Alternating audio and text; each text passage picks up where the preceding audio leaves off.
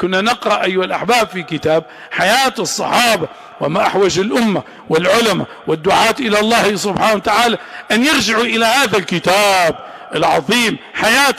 السلام علیکم ورحمۃ اللہ وبرکاتہ. میں محمد امتیاز بلامبی. معزز ناظرین، اللہ رب العزت کا کرم ہے، احسان ہے کہ ہم اہل سنت و جماعت سے تعلق رکھنے والے ہیں، اور اس کے بعد یہ کہ ہم حنفی ہیں اور الحمدللہ دیوبندی ہیں.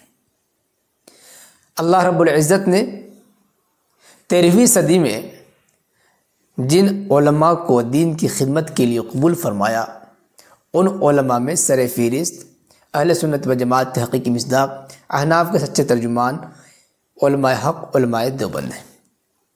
اللہ پاک نے علماء دیوبند سے بڑے بڑے کام لیے ہیں. علماء دیوبند نے الحمدللہ بڑے بڑے کارنامے انجام دیے. علماء دیوبند کی اخلاص للہیت کا ثمرہ ہے، اس کا نتیجہ ہے کہ آج صرف بر صغیر نہیں بلکہ دنیا کے اکثر ممالک میں، ایسے ممالک جن کے ہم اور آپ نام بھی نہیں جانتے ہوں گے، سنے ہوں گے، ان علاقوں میں بھی، ان ممالک میں بھی الحمدللہ علماء دیوبند کے کارنامے سب کے سامنے. دین کا پیغام پہنچانے میں، دینی خدمات انجام دینے میں، چاہے کتابی شکل میں ہو یا پھر کسی کے پاس جا کر کے، کسی کے گھر میں جا کر کے دین کی دعوت دینا ہو، ہر میدان میں، یا جہاد کا میدان ہو، کتابت کا میدان ہو، جس میدان میں آپ لے لیجیے، الحمدللہ علماء حق علماء دیوبند نے بڑی قربانیاں دی ہیں اور بڑے ہی اخلاص و للہیت کے ساتھ کام کیا ہے. یہی وجہ ہے کہ آپ جس علاقے میں، دنیا کے جس کونے میں چلے جائیں، اگر وہاں پر مسلمان ہوں گے تو انشاءاللہ علماء دیوبند کے کارنامے وہاں پر نظر آئیں گے. ایک چھوٹی سی مثال ہے، تبلیغی جماعت کو لے لیجیے.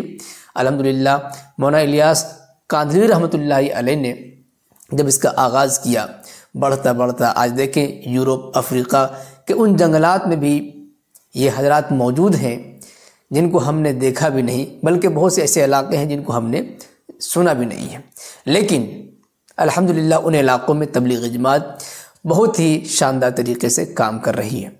اسی طریقے سے ہمارے بزرگوں نے جو کتابیں لکھی ہیں، وہ کتابیں مختلف زبانوں میں ٹرانسلیٹ ہو کر پڑھائی جاتی ہیں، پڑھی جاتی ہیں.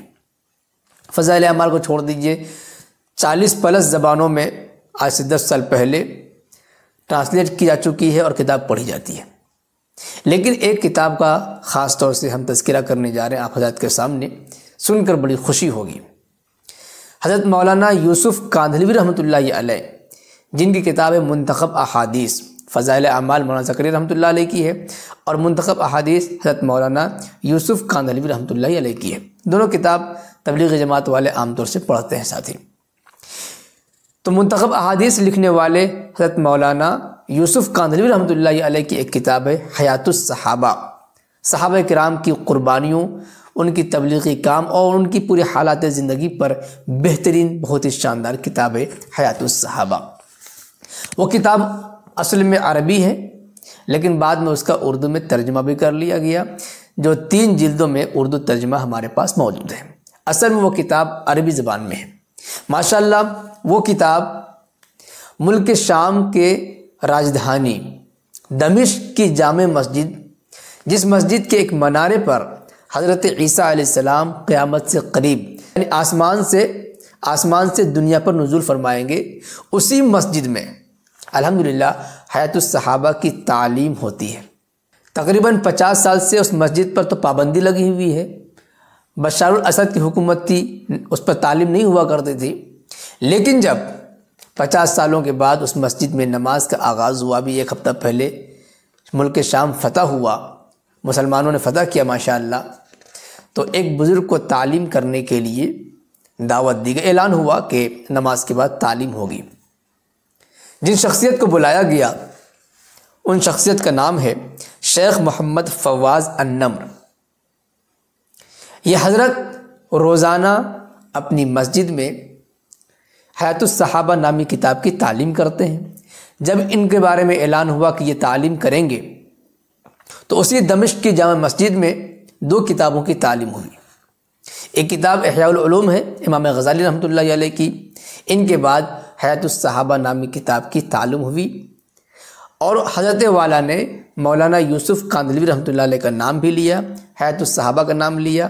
آپ اس ویڈیو کو دیکھیے، اس ویڈیو میں آپ کتاب کو بھی دیکھ لیجئے، کتاب بھی حضرت والا نے ہاتھ میں لیا ہوا ہے اور کتاب کا تعارف کروا رہے ہیں، مصنف کا نام بتا رہے ہیں، پھر اس کتاب کی جامعیت اور اس کی اہمیت و افادیت کے بارے میں کہ اس کتاب کے پڑھنے سے کیا فائدے ہیں، بہت ہی شاندار طریقے سے مختصر الفاظ میں بیان کیا ہے، جس کا خلاصہ یہ ہے، یہ فرما رہے ہیں حضرت کہ ہم آپ کے سامنے حیات الصحابہ نامی کتاب پڑھنے جا رہے ہیں، جس کے مصنف حضرت مولانا محمد یوسف کاندھلوی رحمۃ اللہ علیہ ہیں۔ میں علماء اور داعی حضرات سے گزارش کرتا ہوں کہ اس کتاب کا مطالعہ فرمائیں۔ ہمیں اس کتاب کا مطالعہ کرنا چاہیے تاکہ ہم صحابہ کرام رضی اللہ تعالی علیہم اجمعین کے مجاہدوں سے واقف ہو سکیں اور اس کے مطابق عمل کر سکیں۔ آگے فرماتے ہیں، اگر آپ اپنی سیرت صحابہ کرام کی طرح بنانا چاہتے ہیں، صحابہ کرام کی طرح دعوت الی اللہ کا کام کرنا چاہتے ہیں، تو آپ حیات الصحابہ نامی کتاب کو پڑھیں۔